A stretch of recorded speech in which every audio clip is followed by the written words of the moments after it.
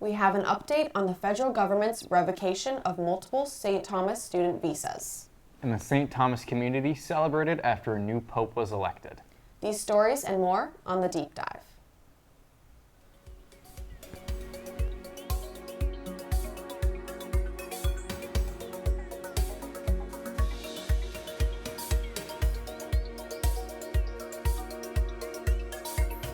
Hello, and thank you for joining us on the Deep Dive. I'm Eli Bieker. And I'm Cecilia Wallace. In this show, we give you the editor's top picks of the Crest stories from the spring 2025 semester. 2 international students at St. Thomas had their Student and Exchange Visitor Information System records, known as SEVIS, recently restored, according to a university email to the Crest on May 12th. Earlier this spring, President Rob Vischer sent an email to the university saying that the federal government had revoked student visas for a, quote, small number, end quote, of international students. Vischer pledged that the university would support the students to complete their studies. With the government's recent reinstatement of SEVIS, that paves the way for visa restoration. 2 lawsuits in U.S. District Court restored more than $9 million in federal grants to St. Thomas in March.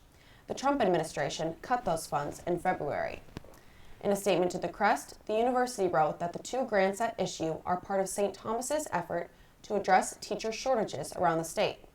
In total, 185 Tommies benefit from those funds. Construction continues on campus as St. Thomas began the destruction of the greenhouse attached to Owen Science Hall to make room for the new Center for Microgrid Research.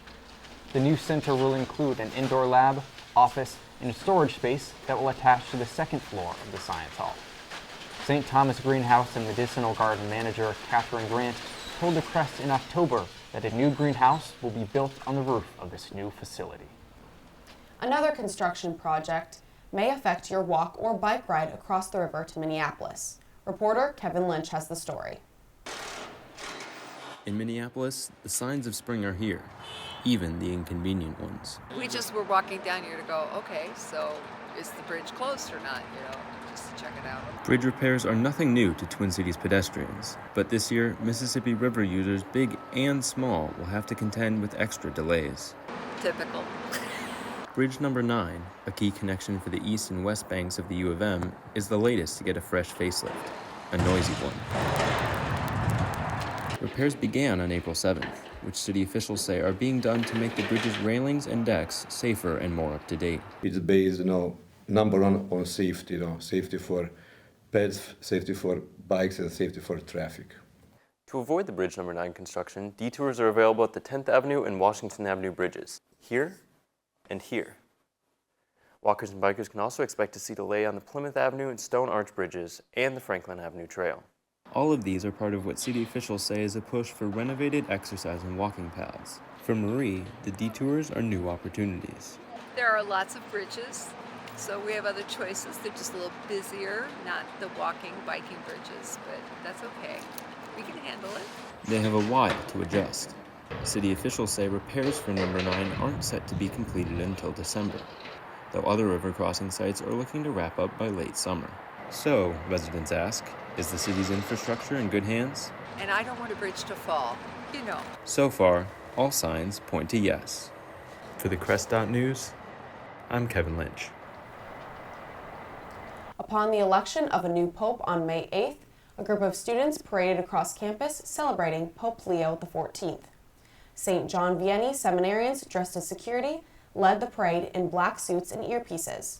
One seminarian, Nick Deutsch, played the role of the Pope and rode in a St. Thomas truck, standing and waving at the crowd of Tommies. Before the conclave, the Reverend Chris Collins led the university in a prayer service to remember the life of Pope Francis. The late Pope died on April 21st, a day after Easter Sunday. St. Thomas teams will be eligible to compete in NCAA postseason tournaments a year sooner than expected, starting this fall. This comes after the NCAA Division I Council voted in favor of reducing the provisional period for reclassifying D1 schools by 1 year. Multiple St. Thomas teams have momentum going into next year. The St. Thomas softball team earned the Summit League title in early May, ending its season with a 9-0 win against NDSU. The team's coach, Jen Trotter, was named Conference Coach of the Year. The The title of Freshman of the Year went to pitcher Ava Kleinfeld. Men's basketball finished the team season second in the Summit League with a 12-4 conference record after losing 85-75 in the finals against Omaha. A devastating loss that day, but truly a strong team. So strong, I wanted to ask, who do you think would win in a fight? The men's basketball team at St. Thomas or Tommy the Tomcat? Tommy the Tomcat easily. Tommy the Tomcat, he's strong. Those are the Crest editor's top stories of the spring 2025 semester. Check out these stories and more at thecrest.news. And make sure to follow us on social media at The Crest News for updates from your campus community. With Cecilia Wallace, I'm Eli Bieker. We'll see you next semester when we deep dive.